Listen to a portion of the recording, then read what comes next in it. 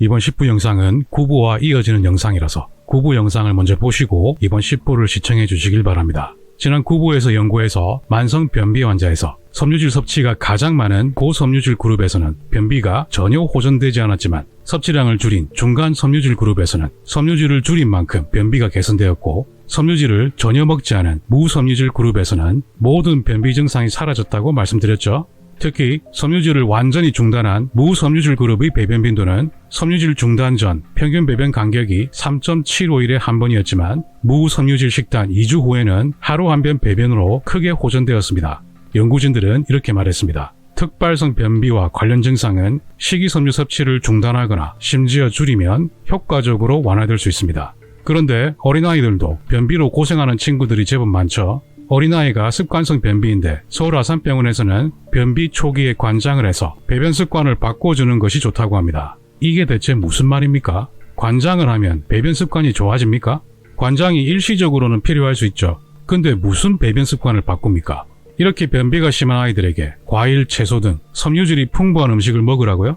지금이 초급 모피 시절입니까? 이러니까 아이들이 힘들어하죠. 이번 연구에서 섬유질 섭취량이 많아질수록 복부 팽만 역시 크게 증가했고, 섬유질 섭취량이 많아질수록 배변 시 힘주기 현상도 역시 크게 증가했고, 섬유질 섭취량이 많아질수록 변비 증상 역시 크게 증가했다는 사실을 기억해야 합니다. 그래도 올바른 인식을 가지고 있는 전문가들도 있습니다. 기자간담회에서 식이섬유는 어린이 변비 예방에 이롭다라는 헛소리들이 난무하고 있지만, 실제로는 변비 예방 목적으로 어린이에게 식이섬유 섭취를 권하긴 힘들다고 말했습니다. 이게 맞는 말이에요. 김지연 교수는 식이섬유가 어린이 변비 예방에 효과적인지를 추적한 연구는 몇 편 되지 않으며 결론이 정반대인 논문들도 있다고 강조했습니다. 이게 진실입니다. 오히려 식이섬유가 많은 현미, 통밀 등 통곡과 채소를 많이 먹으면 변이 딱딱해져 변비와 치질이 생길 수 있다고 말했습니다. 그렇습니다. 변비가 심한 어린아이들에게 콩이니 현미니 귀리니 이런 거 먹이면 안 됩니다.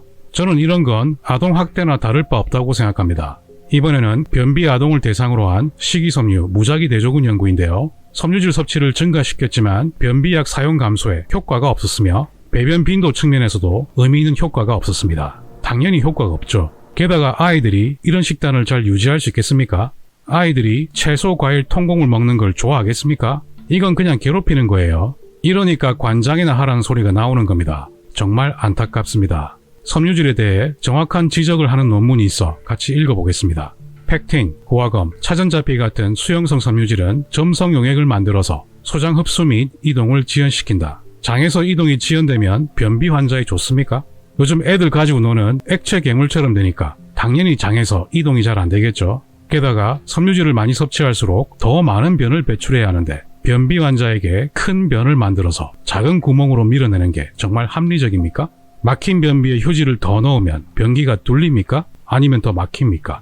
여기서 아주 중요한 사실이 나옵니다. 섬유질이 만성 변비와 과민성 장증후군에 효과가 있다는 임상 실험 연구가 없습니다. 지난 6부 영상에서 과민성 장증후군 환자를 대상으로 총 12건의 무작위 대조군 연구를 종합 분석한 메타 분석에서 식이섬유 보충제는 과민성 장증후군에서 유익한 치료 효과가 없었으며, 이건 수용성이건 불용성이건 모두 효과가 없었습니다. 이건 식이섬유 보충제만의 문제가 아닙니다. 실제로 2017년 프랑스에서 과민성 장증후군의 식사 패턴 연구에서 채식 그룹에서는 잡식에 비해 과민성 장증후군 설사형 발생 위험이 2.77배 더 높았으며, 채식 그룹에서 변비형 발생 위험은 2.25배, 채식 그룹에서 혼합형 발생 위험은 2.97배나 더 높았으며, 전체적인 과민성 장증후군 발생 위험은 2.6배나 더 높았습니다. 관찰 연구에서 2배 이상, 즉 100% 이상의 차이는 의미가 있다고 말씀드렸죠. 여기서 제가 정말 하고 싶었던 말이 나옵니다. 임상의들은 섬유질에 대해 열린 마음을 가져야 한다. 섬유질을 권장하기 전에 섬유질에 대한 진실과 근거 없는 믿음을 모두 인지해야 한다. 논문 저자인 서우초인 박사는 또 이렇게 말합니다. 우리는 종종 거짓말을 믿기로 선택합니다. 많은 사람들이 많이 자주 반복하는 거짓말은 진실로 받아들여지기 때문이다. 섬유질에 대한 근거 없는 믿음은 깨져야 하며 진실이 확립되어야 한다고 강조했습니다. 조금 전에 펙틴, 고화검, 차전자피 같은 수용성 섬유질은 마치 액체 괴물처럼 떡지게 하면서 장내 이동을 지연시킨다고 말씀드렸죠. 하지만 언론에서는 이런 고화검을 아주 건강한 물질로 강조하고 있는데요.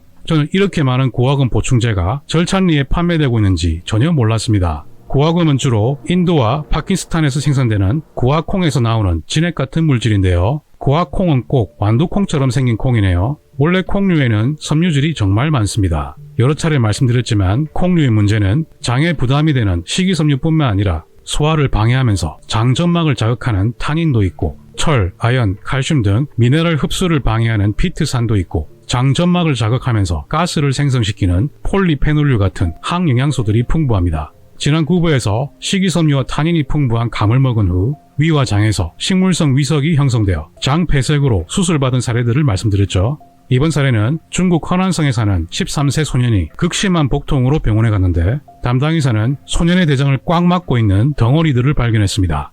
엑스레이에서는 대장이 수많은 알갱이로 가득 차 있으면서 심각한 장 폐색이 보이는데 이 아이는 일주일 전과 3일 전 총 2차례 버블티를 한 잔씩 마셨다고 합니다. 겨우 버블티 2잔에 타피오카 알갱이들이 서로 달라붙어 장 폐색을 일으켰던 겁니다. 타피오카 알갱이에는 고화금 같은 점성이 강한 첨가제가 들어간 경우가 많은데요. 이런 사례들은 드물지 않습니다. 논문으로 보고된 사례들도 쉽게 찾을 수 있습니다. 여기 위와 장에 타피오카 알갱이들이 보이죠? 이런 건 원래 소화가 하나도 안 됩니다. 실제로 고화금은 과거 칼벤 3000이라는 다이어트 약으로도 판매되었는데 심각한 부작용이 26건 발생하면서 판매가 금지되고 모두 회수되었습니다. 식도 폐색이 18건, 소장 폐색이 7건, 식도 열상으로 사망사례 1건이었습니다. 이렇게 고화금은 수분을 흡수해서 부피가 수십 배 이상 커질 수 있습니다.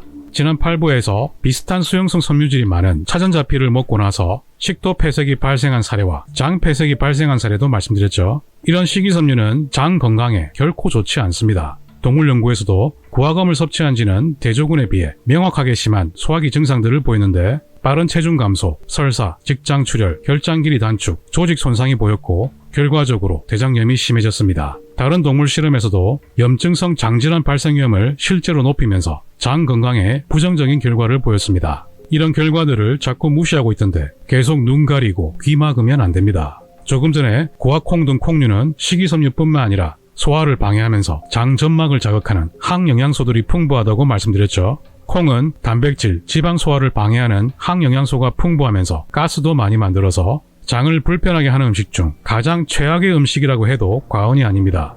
2009년 플로리다 교정국은 비용 절감을 시도하면서 식사에 콩을 넣기 시작했는데 고기나 육류 부산물이 7-80%의 콩 단백질과 혼합되었고 가짜 콩 치즈가 진짜 치즈를 대체했고 대부분의 제빵류에는 콩가루나 콩 단백질이 첨가되었고 두유가 진짜 우유를 대체했습니다. 대부분 의사들은 콩이 최고의 건강식품이라고 찬양하고 있는데 이거야말로 완벽한 식단의 모습 아닙니까? 콩고기는 소고기에 비해 포화지방도 훨씬 좋고 콜레스테롤은 아예 없죠. 이분도 콩밥이 최고의 밥이라고 하네요. 그렇다면 이런 교도소 밥은 완벽한 거죠. 하지만 수감자들의 말은 달랐습니다. 만성적이고 고통스러운 변비와 극심한 설사가 반복되었고 섭취 후 구토, 특히 콩 섭취 후 발생하는 날카로운 소화관 통증, 실신, 심계항진, 발진, 여드름, 불면증, 공황발작, 우울증, 저체온, 브레인포그, 피로, 체중변화, 잦은 감염, 갑상선 기능 저하증 등의 증상을 호소했습니다. 이는 콩이 가진 많은 종류의 식물 독소인 항영양소들이 작용한 결과인데요.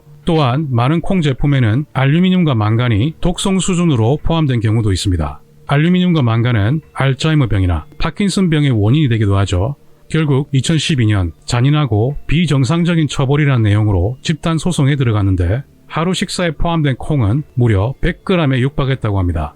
독성학자 패트릭 박사는 콩 50g만으로도 갑상선 암을 포함한 각종 갑상선 문제를 유발할 수 있다는 증거를 제시했지만 2015년 소송은 기각됐습니다. 판사는 교도소 식단에 들어가는 과도한 양의 대두가 오늘날 우리 사회에서 용납하지 않을 정도의 심각한 위해를 초래한다고 볼 수 없다며 잔인하고 비정상적인 처벌에 해당하지 않는다고 판단했습니다. 판사가 과연 전 세계 식품업계의 대부격인 미국 대두협회를 거스를 힘이 있었겠습니까? 예전에는 우리나라 교도소에서 실제로 콩밥을 먹었는데 그 비율은 쌀 30%, 보리 50%, 콩 20%였습니다. 하지만 1986년부터 쌀 50%, 보리 50% 밥이 제공되면서 콩밥이 사라지기 시작했고 2014년부터는 처우 개선을 위해 완전히 자취를 감췄습니다. 따라서 현재에는 교도소에서 콩밥을 먹지 않습니다. 여러분들께서는 장 건강을 위해서 앞으로도 계속 콩밥, 현미밥을 드시겠습니까? 그러면 11부에서 다시 이어가겠습니다. 그러면 닥터3는 다음에도 더 나은 영상으로 찾아뵙겠습니다. 제 영상이 마음에 드셨다면 좋아요, 구독 꼭 눌러주십시오. 닥터3는 여러분의 건강을 응원합니다.